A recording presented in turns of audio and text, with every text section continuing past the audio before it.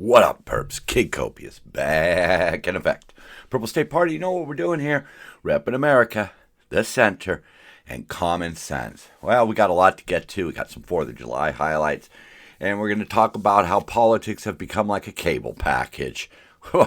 Stick around, here we go. So we'll start off light here. Tell you about my 4th of July. You know, every year it's kind of the same thing. Everybody in the neighborhood rents golf carts.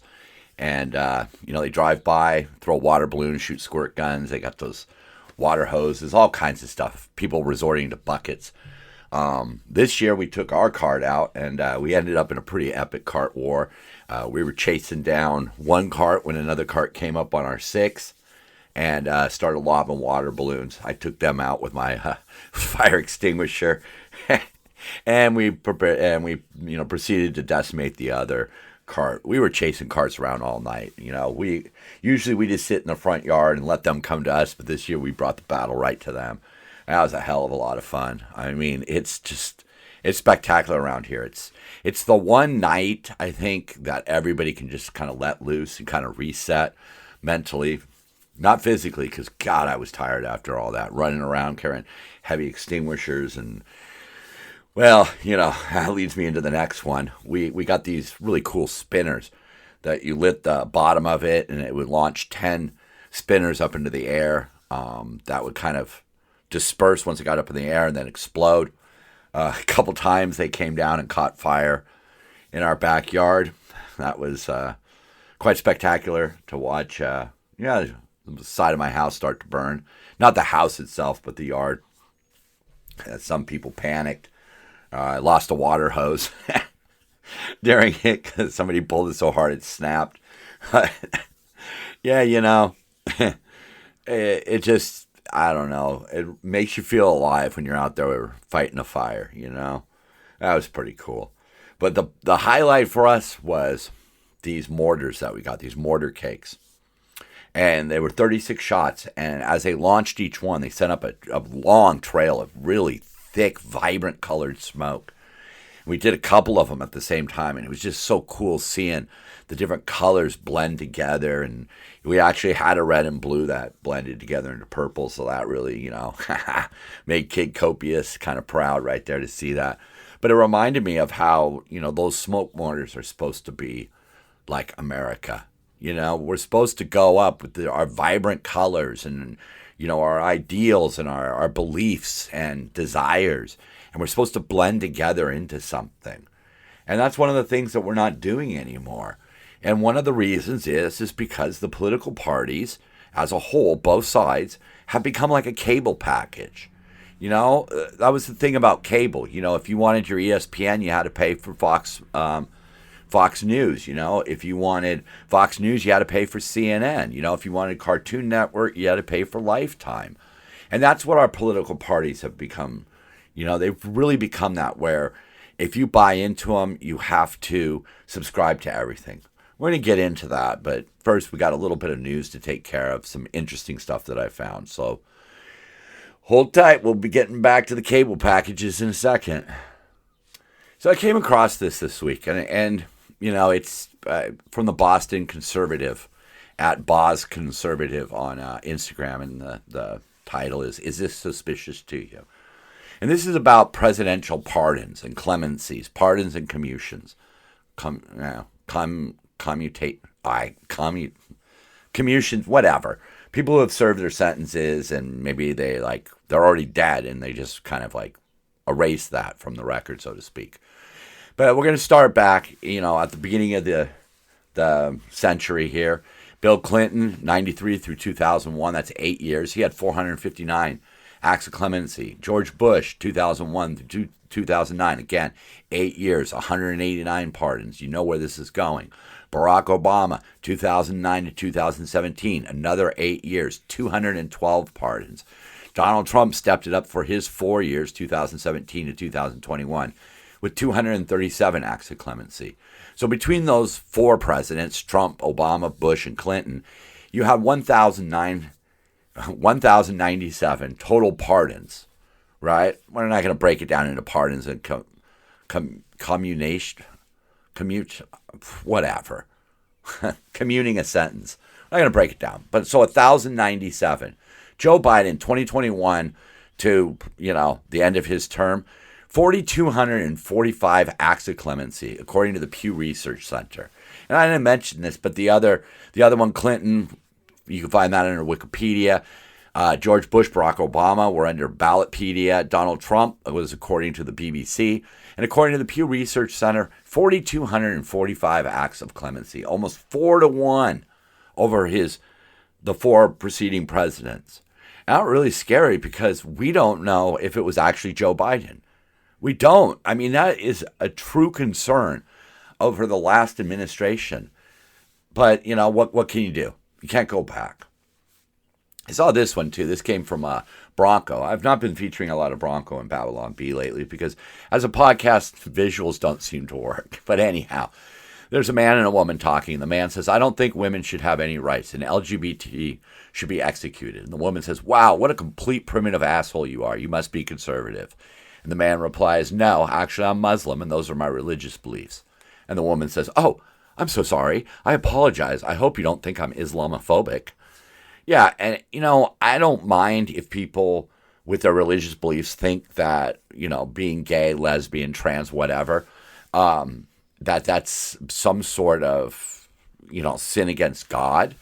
Bisexuality, sin against God, fine, that's between you and God as far as I'm concerned. But if that's why you believe it, okay. But the point of this is that we see the same thing like we were talking about with the cable package. For some reason, the Democrats feel that they need to support the Muslims, the Muslim community. Look at places like England and France, where, you're starting to see neighborhoods forming their own courts, their own Sharia-style laws, taking matters into their own hand about this.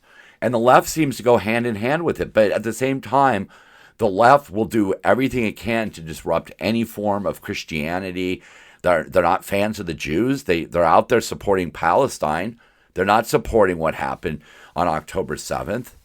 They're not supporting the fact that there's Jewish hostages still being held by Hamas.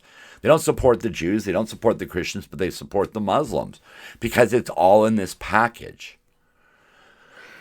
And another thing that helps keep you in the cable package is that they don't let you know where, maybe your side is wrong. And a great example of that happened recently with this big, beautiful bill that Trump was trying to pass. Democratic appointee Elizabeth McDonough used an obscure Senate rule to block the bill, and her liberal fan club is literally storming the Capitol to try to stop it, too. They flooded into the Capitol building. Where's the cries of insurrection? Where is all that? They went inside the Capitol to protest a bill, and somehow that's not equated with January 6th. I mean, January 6th, for God's sakes, was people fearful that something had gone wrong in our election. Whatever. So part of that package is the things that you have to believe. And one of the things that if you're on the left you have to believe is you have to believe climate change. And you have to believe that ending fossil fuels is the most important thing. And so I bring you this article. Climate change influencer, once chums with Greta Thunberg, now calls the movement a scam. This comes from Just the News, written by Kevin Kellogg. Yeah, I'm not doing good with pronunciations today. But 10 years ago, Lucy Biggers was like many people in her 20s. She believed that climate change posed an immediate and catastrophic risk to mankind, that we should rapidly eliminate fossil fuels to address the problem, and that renewables were up to the task of replacing fossil fuels. And that, our privileged life in the West are a mark of shame, because that guilt and that shame is fostered by the Green Movement and the leftist narrative. She said her thinking on climate change began to change as a result of the COVID pandemic. The world shut down entirely for months, and the world saw only a slight dip in global emissions. As she says, I thought, wow, if we have to shut down the entire world and bring the world to a stop and emissions go down only a little, what does the climate movement want us to do? And what sacrifices will we have to make? And honestly, would I want to live in that world? Do fossil fuels cause our planet to warm? She asks. Yes. But they also make modern life possible, freeing women from hours of labor and empowering us in a million different ways. Fossil fuels are a singularly cost-effective and versatile energy source. This is something that the keep it in the ground climate activists never acknowledge, nor do they ever admit that renewable energy like solar and wind is nowhere near close to replacing fossil fuels and, in fact, have their own dark environmental footprint. Yeah, Teslas are not exactly kind to the environment. In fact, at this point, it's like it's doing as much harm as fossil fuels. Just because you harm the planet in a different way doesn't mean that it's better. She said that Americans are so self-critical because they want to be better people, which speaks highly of our culture. However, that self-criticism is taken to a level that she calls self-destructive empathy. You're so empathetic to everybody else's problems that you don't prioritize yourself and you start to just feel guilty for being alive. And that's what the left has been promoting when it comes to fossil fuels and climate change. Our planet is going through some stuff. We see it all the time. You know, I always comment when there's there's like a heat wave in the Midwest or the rest of the country, and California is kind of like, we're kind of moderate right now in terms of temperature. Certainly not politically moderate. Damn. But all it takes is a small wobble, a tilt. You know, we are at the mercy of the solar system.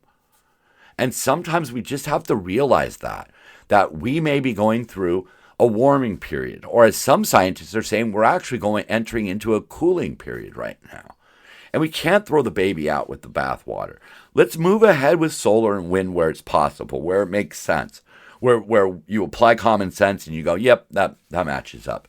But we need to start thinking about nuclear again. We have to. Nuclear is safe. Sure, you could name 3 disasters, Chernobyl, 3 Mile Island, and Fujiyama in Japan. But those all had extenuating circumstances. It's not like nuclear reactors just go bad one day.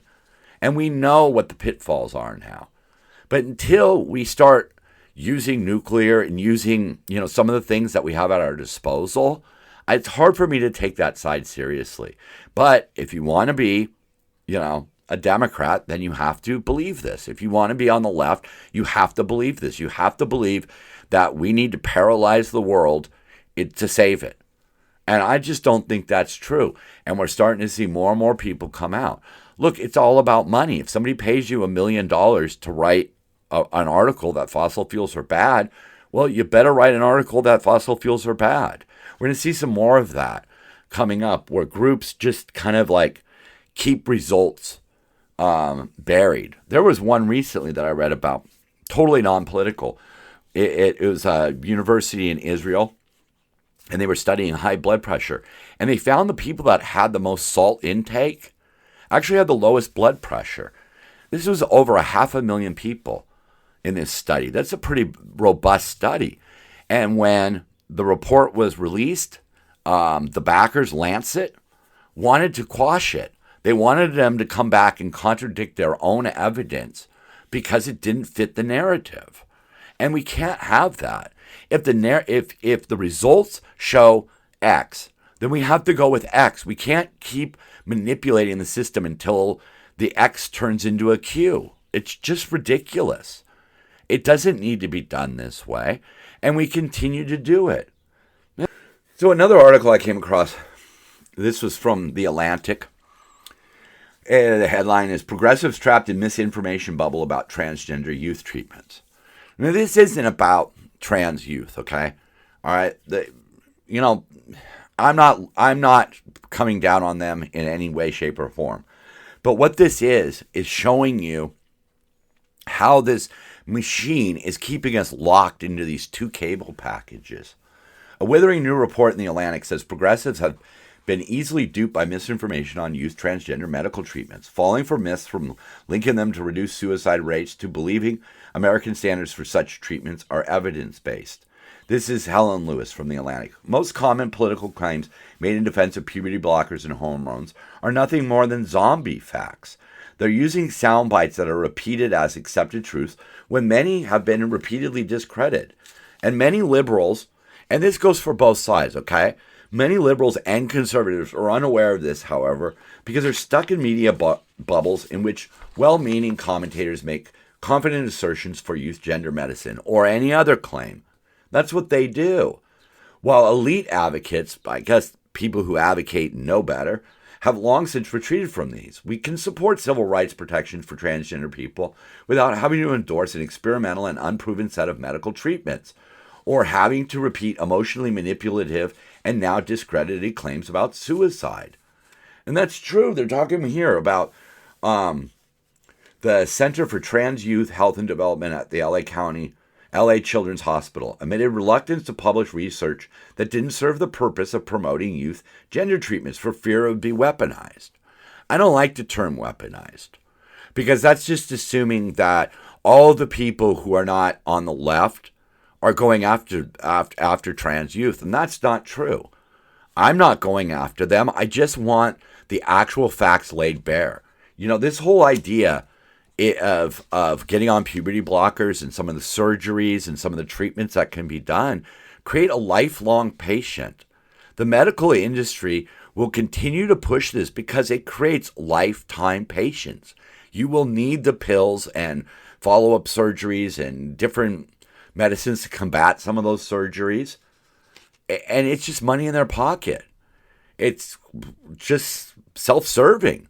They're not trying to serve the people.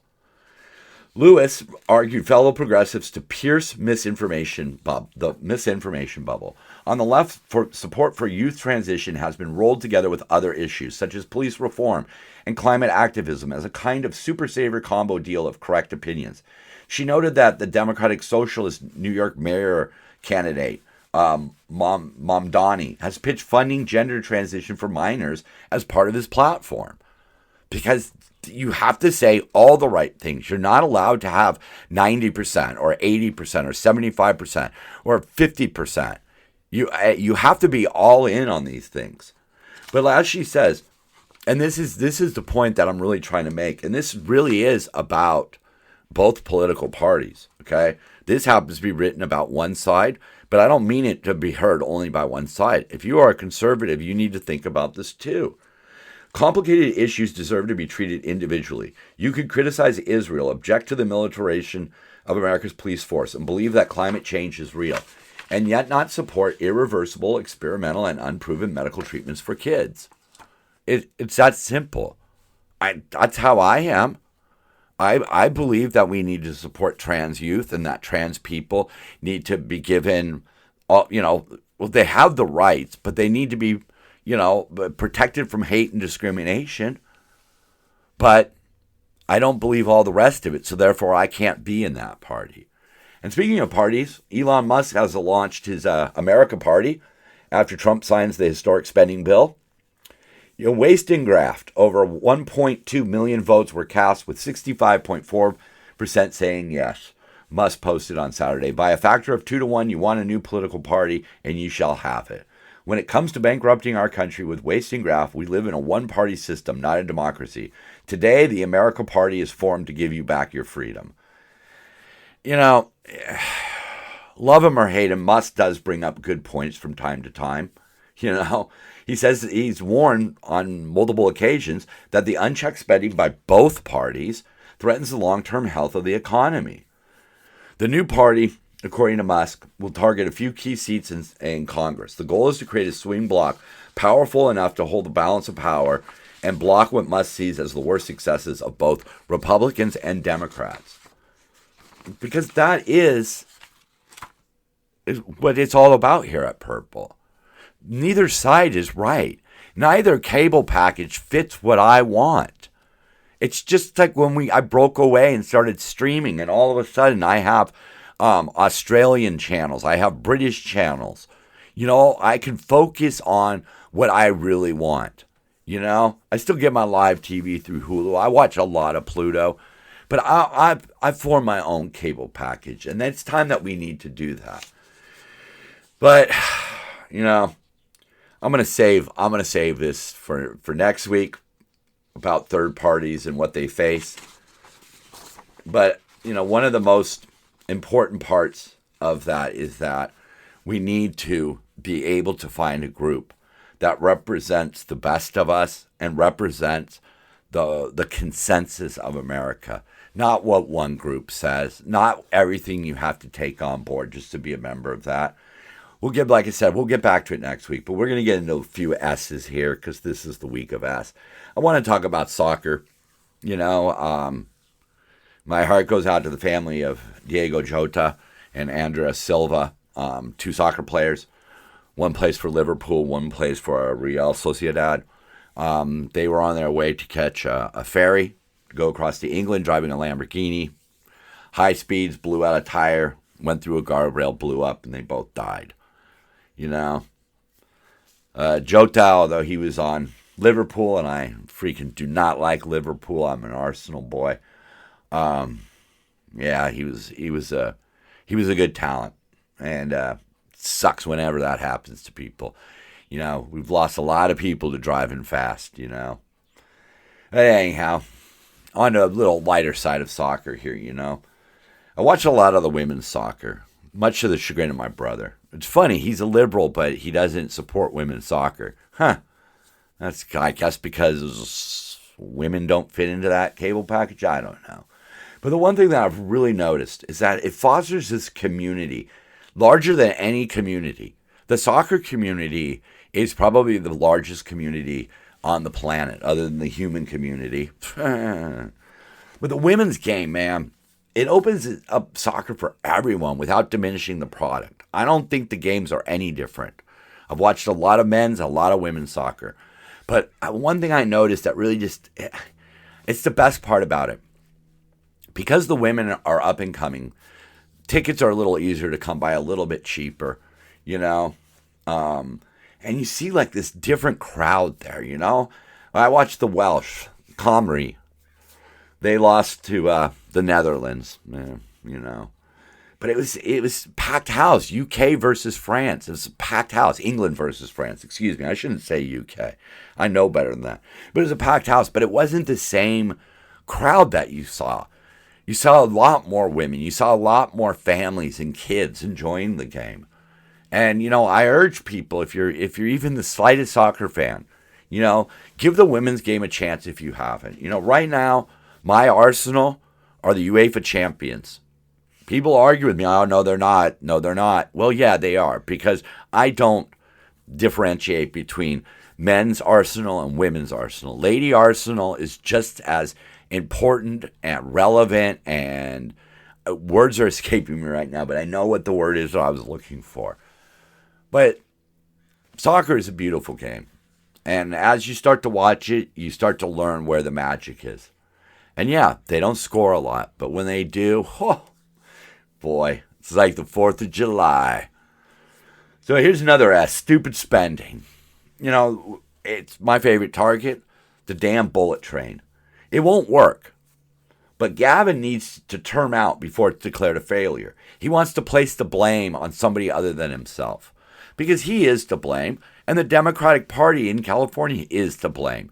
The rules, the regulations, the permits, the restrictions, the lawsuits, all of the things that can delay the construction, that's what's happened. That's what's dragged this down. Instead of us having this train for the price and the timeline that we were promised, it's way over budget. It's not going to be finished until the 2030s. And it's not even going to connect the cities that it said it was going to connect. But that's what they do. And that's just stupid spending. It should just be shut down. Sell the shit for scrap. Get rid of it. Seriously, get rid of it. Or if it's a viable train, leave it where it is. But right now, it connects nowhere and nowhere. And what's the point of that? And another big waste. This is the space program. Okay? I like how we have these other people involved. You know, what is it? Blue something and SpaceX, you know. But the space program, you know, for some time, it made sense. We had to launch satellites. We've now learned how to get satellites up into space to use it. But we should be focusing on harvesting the galaxy. If there are rare earth minerals out there that we could use here on Earth, we need to figure out how to get them. I know that's a big step, but we need to do that, because if not, it's somewhat a waste of time. It's impressive, but, you know, what are we gaining out of it? We're not gaining anything. We're gaining knowledge, but for what cost? But yeah, I've heard about asteroids out there and other floating rocks that have so many minerals and valuable minerals and stuff like that it's worth trillions. What are we doing about getting those? Instead of wasting our time trying to figure out if we could live on Mars, why isn't Elon out there just trying to collect fucking space rocks? I know it sounds crazy, but if we're going to spend billions of dollars, exploring space, what do we need? What can we get from space? All right, because we don't want to do it here on Earth. Every time they try to open up a mine to get your precious lithium or your nickel or your cobalt for your car batteries and all that shit, it just ruins the environment. So maybe we need to think outside of the box. I don't know. I'm just spitballing here. But one of the reasons why we spend in America, and Trump just did it, he raised the national debt again. Brilliant. Why aren't we spending within our means? I don't understand it. I thought Trump was a businessman. I thought he understood that you don't. Okay, whatever. Rich people do get loans to buy buildings and stuff. There is some sort of logic to that. But at this point, we are paying so much in interest that we might not ever be able to, get out of this hole that we've dug for ourselves. But we keep going at it because we think we're too big to fail. And that might be true. We might be too big to fail. California might be too big to fail, although it looks like it's about to fail. The United States, even bigger, probably less likely to fail, but it could. And two S's make me question that. Sears and the Soviet Union. But they spent their monies in the wrong places. They didn't focus on what was important. And at the end of the day, they collapsed because of debt and mismanagement of funds. And that's what we're especially seeing here in California. We're racking up the debt, mismanagement of funds. Earlier I was talking about the 4th of July and how we had a couple fires here. And what were those fires caused by? Well, dry grass that I had just left. I didn't clean it up. And that's what caught on fire. And that's what happened here in California. We don't spend our money to clean up the forest. We spend our money to give crack pipes and to give millions of dollars to agencies that are supposed to be helping with the homeless, but then turn around and fight low-income housing. Or they take our money for immigration reform and fund protests that turn into riots. It's idiotic. California is unsustainable. It's unsustainable, and it could be fixed. And that's what I hope Musk is going to do. But I have a feeling Musk is going to be Republican light, and he's going to miss a lot of what we're really looking for in a third party. I think what we're really looking for in a third party is a fiscally conservative, socially progressive to a point party that looks at all of the things that both sides do, good and bad, and take the good. Like the song says, you take the good, you take the bad, take them both, and there you have the facts of life. And that's what we need to do. I'm afraid he's not going to be the one to do it. And we'll get more into it next week, but third parties really have an uphill battle. But I think it's really important at this point. Or at the very least, we need to break free of this cable package that we have so that moderates have a voice again. It doesn't need to be the extreme left or the extreme right, because that's all we're hearing from right now. And that's the only people that are being satisfied. We outlaw abortion and we want to fund trans youth surgeries. Come on. Those are not the issues we need to be facing. You know what the issues are. You're smart. I know you're smart. You're smart because you listen to this show. Anyhow, I'm Kid Copious. I'm Purple State Party. And so are you. Love one another. Keep on grinding. And every time you can, every time you hear a song, a piece of music in a store, just dance it out.